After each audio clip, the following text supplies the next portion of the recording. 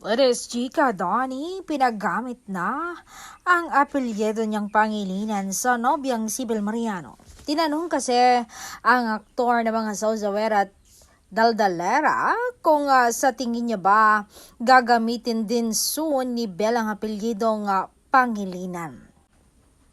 Saad niyang nakangiti, oh yes, magagamit niya. Soon, Belinda Angelito Mariano Pangilinan. At tinatawag ko na nga siya ngayon ng Mrs. Pangilinan. Kasi wala naman akong ibang gusto kundi siya lang.